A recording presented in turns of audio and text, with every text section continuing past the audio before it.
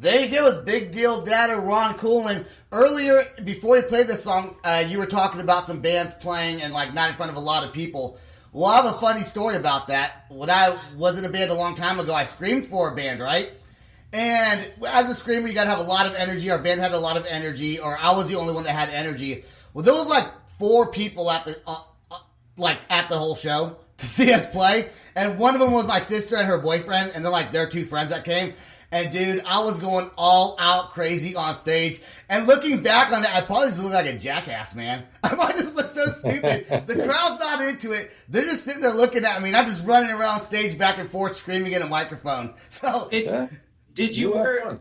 Yeah, did you wear a dress or anything and use some stage presence? I think I wore eyeliner, probably had a bandana. I mean, I looked cool, but with the audience not into it, it just kind of looks silly. You know what I'm saying?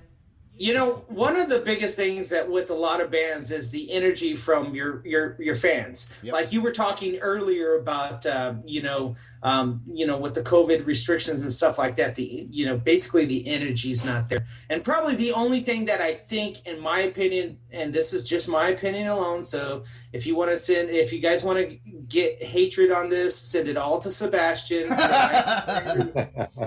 But jazz, I think jazz or something like that would be the only thing where everyone could sit down and enjoy it, or maybe like oldies. I wouldn't even say oldies, but something outdated that you didn't really move to. Basically, you just kind of absorbed the music. Opera, yeah. So that would work. But if it's rock or metal or anything like that, no, I'm sorry. Even hip hop, man. You got to move. Even with hip hop music, you got to move around. You know. Hey, I'm dancing to Cardi B. I can't even. Cardi B. Well, I don't know. I don't know who that is. That sounds familiar. Lil Wayne. Okay. I don't know how to do it. There's a little Windex that does that. You ever seen Lil Windex? Anyways, Ron, I gotta ask you. So, do you do a lot of podcast or radio type interviews? Yeah, quite a lot. I get approached quite a lot to do that, so I like it. I love it. And are a lot of them in the United States? I think, most of them are in the Western Europe and the United States. Yeah, because many of them. I was just thinking, Sam and I lately, like this week, has been mostly out of country artists that we've been interviewing. That's your fault. Yeah, I like to go worldwide, baby. You got to go worldwide, right? No, but I think it's just like musicians. We have all the abilities to record everything at home studio, and so is with making radio, making podcasts. Anyone can make a radio show or make a podcast. Yeah. Not everyone can make a good one. Yeah, that's exactly. We say the same thing about bands. There's tons of bands out there, but there's not a lot of good ones. So, and what it is he actually had this all pre-booked and stuff like that. So we're wrapping up his bookings basically. Pretty much, it was from March 1st is pretty much the bookings that either have came in because we've had to pick and choose a lot. And so anyone listening, especially bands. Look, if it didn't work out some way, shape, or form that we couldn't get you on the podcast, we apologize. That's his fault. Wait, actually, you're probably over here. No, I'm over there. No, okay. That's his fault. Send all your hate and nudie pictures to him. Send them to Ron. Overseas. Overseas. Send them over. Is your kind of music pretty big in Holland, like your style of rock music that you play? I think the let's say there's a certain age group that I belong to. I was born and raised in music in the 80s. So there's still a significant group of my generation that likes my type of music.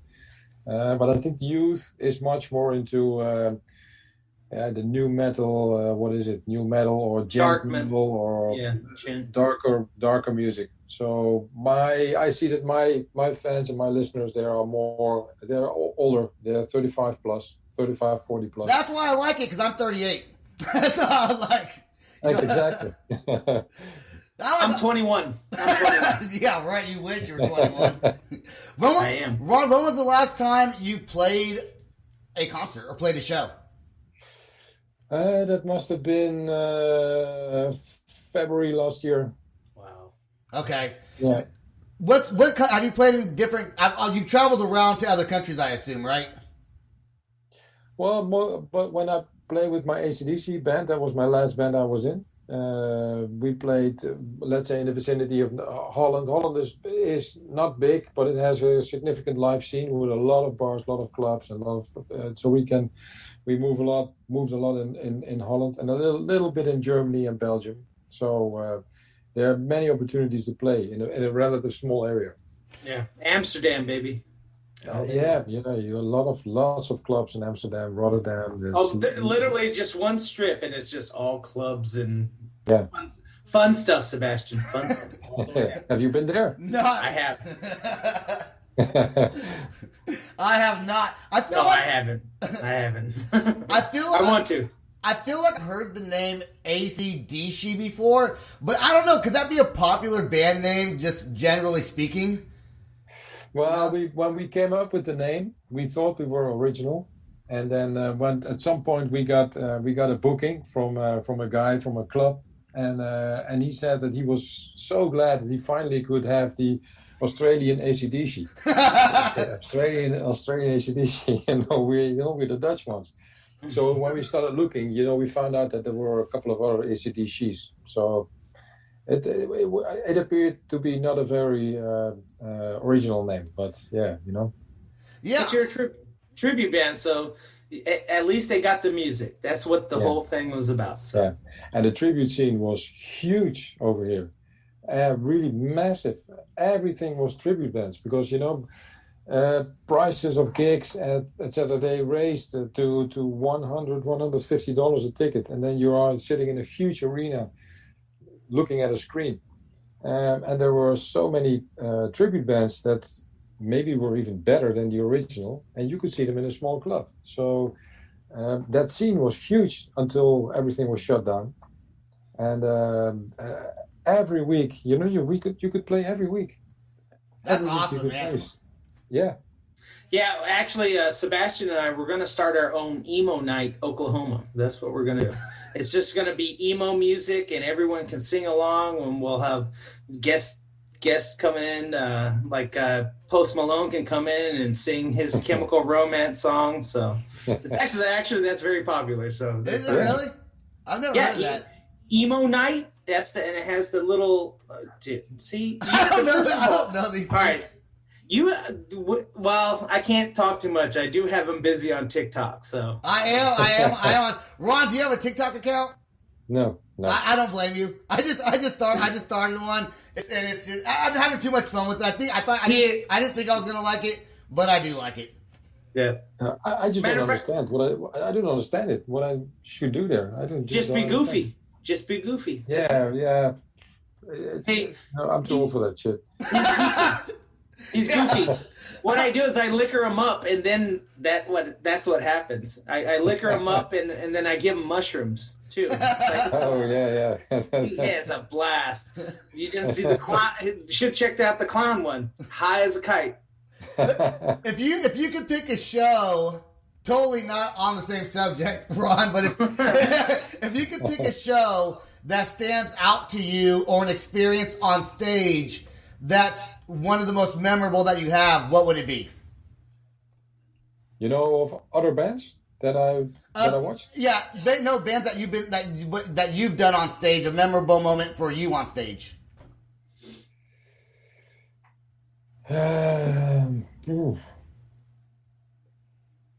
It's okay. We're all night. That's a good question.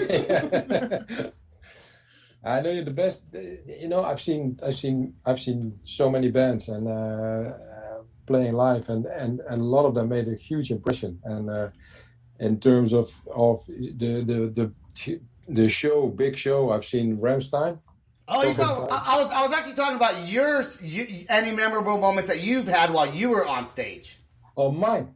Oh. Yeah, yours. Yes, when he was with Rammstein. You didn't know about that? Yeah, you played at Rammstein? He was the one that came up with the lyrics, Du hast. Yeah. That's him. That's him. And the other one, what was it? Like, Du hast mich. Yeah. I don't know. I think first time I played a big venue, a really big venue, and then the experience you had of having this massive sound, PA sound and stage sound, and that was when I was still a drummer. And when you play small clubs, it's always difficult to get the right sound, and with drum where you feel the drums.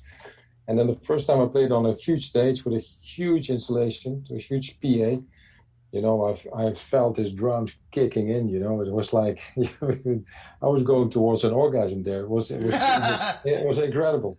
Now, do you wear in-ears or do you normally do the monitor? Well, probably at that time it was probably just monitors. It wasn't probably in-ears. No, it was monitors, and now I wear earplugs just to protect the sound. Oh, okay. So you don't use in-ear monitors at all? No. Did you start off playing? I'm having a slight tinnitus, and I just don't. I'm a bit afraid of using in-ears. Because I don't know. It's because you can turn them down very low to a normal, decent sound coming through your decimal. That's what I was trying to. Thanks, appreciate it. I thought I was supposed to feed. I get one thing. I'm telling you, he's learning. That's what it is. But so you can turn them down to a decent, no different than an earphones. So, but. What does matter is the fit. So if it's very loose and it still allows the sound of your kit coming through on top of the in-ears coming in, then it's probably not the best. Yeah, that's it. It's coming in from outside your ear into I've done that with drumming as well, but earplugs I need to, it's the sound of a drum is so massive. And the cymbals, it's so loud that Well, if you're the drummer, you're probably going to say, "You go off of my time, not your time, my time.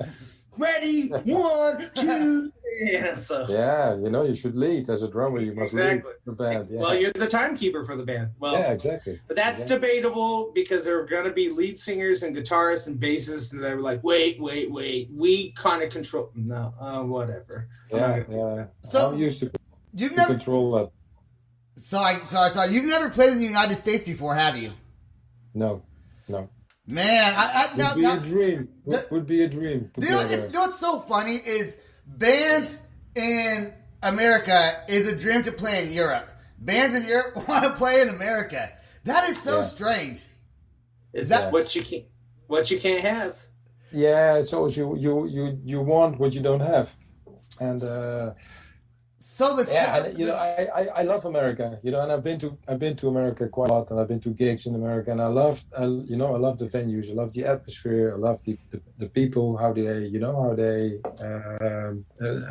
behave is not a good word, but how they respond to music, and in Europe it's more stiff, if you're in Holland, and that's also why I would like to go to the US, because people are, in my opinion, are much more responsive during a concert. And if you go to Holland, most people say, they're like this, saying, "Okay, you prove to me that you're good, and that lick, you didn't play that lick correct, I hear a mistake there." So they're critical. They critique what you're doing. Very, very critical, and you need to really convince people instead of, you go.